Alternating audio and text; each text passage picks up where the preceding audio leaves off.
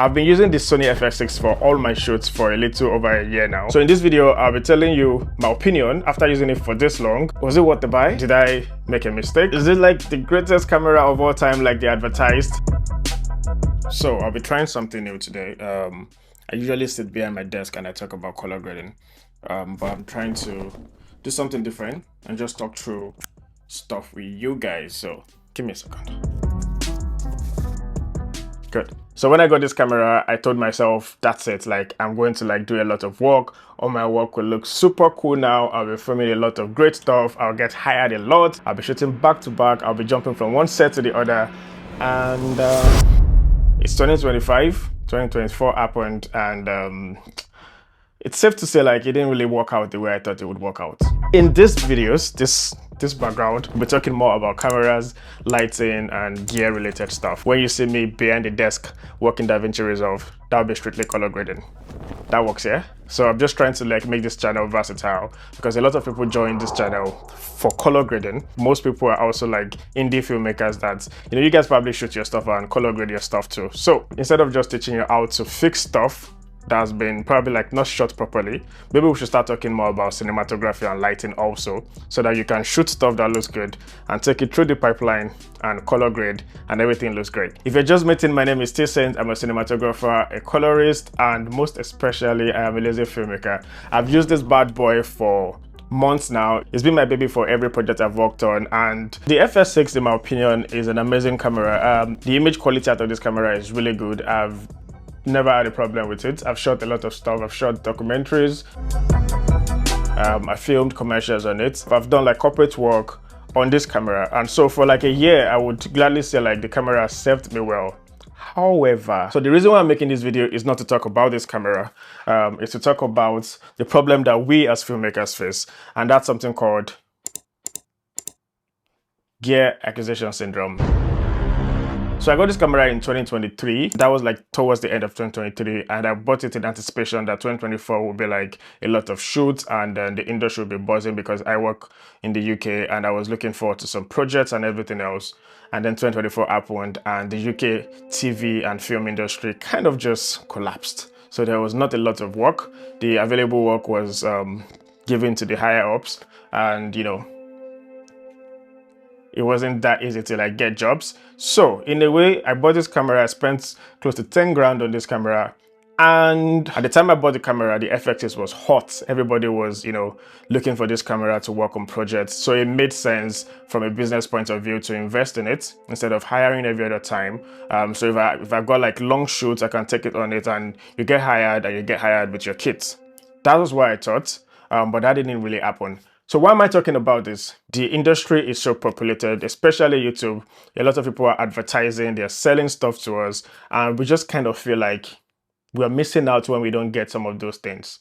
This is an example, it happens to all of us. I'm sure you're there thinking of getting that new lens that Sony has just released, or some Blackmagic camera it's been advertised everywhere by your favorite YouTuber, and you're thinking, if you don't get this gear, your work will not be great. I'll be very honest with you, this happens to every one of us. I watch people that are even higher up in terms of career, and they talk about this thing. One of the guys I watch on YouTube that I love a lot is Luke Fossett. I don't know if I'm pronouncing the name well, but it's Luke. And he talks about this same problem where you just want to buy gear, you just want to feel yeah, if you probably get that ND filter, your work will be better. If you get this lens, your shots will look as cinematic as what is in the shot. Or you saw this commercial somewhere and you feel oh, the reason why you're not getting that result is because you don't have the camera setup or the lighting setup.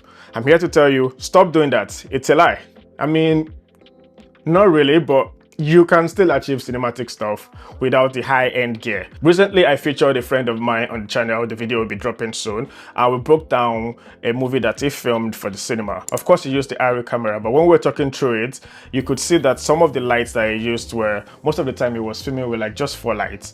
He was using tube lights, infinite bars, and was using the aperture 1.5s, and that's it. I'm trying to tell you that when it comes to filmmaking, most of these brands are selling stuff to us, advertising heavily, getting YouTubers like myself to come and tell you that if you don't use this thing, you're missing out. you're probably not missing out. When I started cinematography, I used to film on a Canon 7D and I shot everything with that camera. I learned composition, lighting, I learned how to make stuff look good. So what happens when you use gear that is not top notch is it forces you to really kind of make do with what you have. So when I used to shoot on the 7D, I know fully well that I couldn't shoot 4K at the time, I think. I can't remember now, it's been a long time, but I was using like some old FD lenses. If you guys know the FD lenses, it was very cheap at the time. I got it from a friend. It wasn't great, it wasn't sharp, but that's when I started learning color grading. So that forced me to like learn to color grade my work to make it look better, to kind of compensate for the flaw. I'm not saying that you'll probably get some results that are like with the 7D and an FX6. I'm not saying you will get the same level of result. I don't think you would, because the sensors are better now. However, if you're not at the point where you're getting constantly booked and you can justify how much you're putting into an investment filmmaking wise to the jobs you're getting, I think it's not a smart idea to invest in that gear. If you're at a point in your career where in a year, like you're not getting up to the amount of the camera, or let's say like a new laptop, or let's say like a color grading panel, which I talk a lot about, that you guys don't need it, you can use your mouse and a keyboard. If you invest in that thing, there are two things that might happen.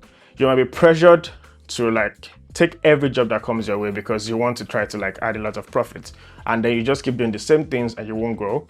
Or you might just wake up someday and feel like, okay, you're in a fix now, you need some money. You take what you've bought for, let's say, 5 grand, and you go sell it on the black market for like 1,500. Now I'm talking about pounds now, guys. So sorry, I live in the UK. So think about it. You spend like your hard-earned money, you spend 5 grand, then maybe because you're in a pinch and you just want to fix yourself, you're not getting jobs to like really make that money back, then you're forced to go sell it. Then when you sell it, somebody that took their time, didn't bother to like rush to buy their gear, saw the ads online and didn't bother to like really jump and click buy, would come buy your equipment and buy it cheaper. And that person has made a better choice than you. So brings me to the next point. If you're really keen on trying to get equipment, or you feel like maybe right now you're shooting with a camera, it's not giving you the results you want, and you're very confident, because you need to analyze yourself. You're confident that the stage that you're working at, or maybe your laptop is slow, and the stage you're working at, you need something that can handle it better, and you know you need something, an upgrade. Instead of you going online and buying new stuff, there are a lot of websites. I'm not going to put anyone up because I don't want any troubles. There are a lot of websites where you can buy used stuff, or there are markets where you can go to buy used stuff. And then what you're getting with that is you're getting like something that's been used. Somebody has taken that risk and has bought it, spent a lot of money. They've kind of used it, and now you can get it for like maybe like a quarter of the price. You're not losing a lot. You're still upgrading, and you're not taking too much of a risk. Investing in something that might become a burden financially to you.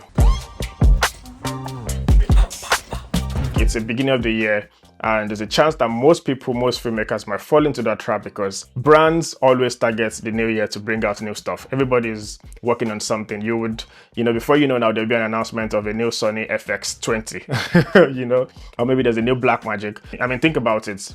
FX6 was raining last year. All of a sudden, Blackmagic came with the Pike 6, so I don't know how to pronounce that. And all the YouTubers moved from the FX6, and everybody started talking about the Blackmagic. I'm a YouTuber. It's a business also. It's a place where you come to, you trade value for something. So it's a business at the end of the day. Someone is making stuff, they're paying people to influence for them, taking your attention, selling to you. All I'm saying is, when it comes to purchasing stuff, make sure you sit back and you really evaluate, and you ask yourself the very deep question: what phase am I at in my career? And would this thing really change my career?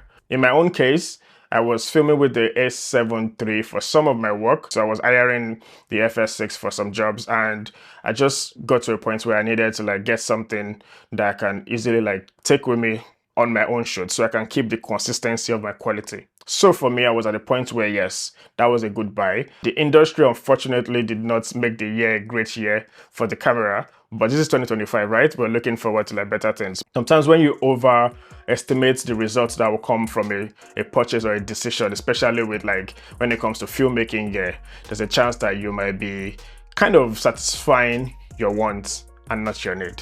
So write that somewhere.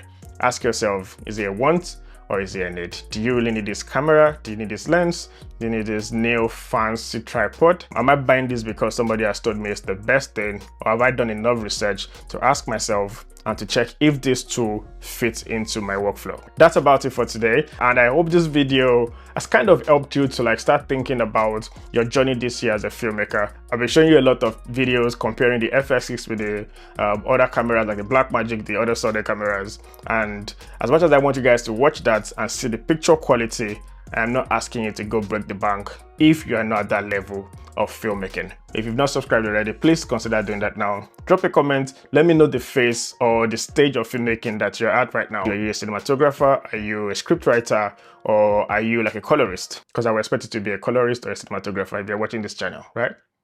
Alright, so that's it. It was cool hanging out with you guys. I hope you guys like this new setup. I just want to be able to have some time off, not staring at DaVinci Resolve, and just be able to talk to you guys and share my thoughts, because there's a lot that goes on in this head that sometimes I need people like you to be able to tell. So I hope you're comfortable with me rambling and gisting with you like this, and I hope you got some value from this video. So to the next one, as usual, take care of yourself. Don't stop filming, don't stop shooting, and most especially, don't stop coloring.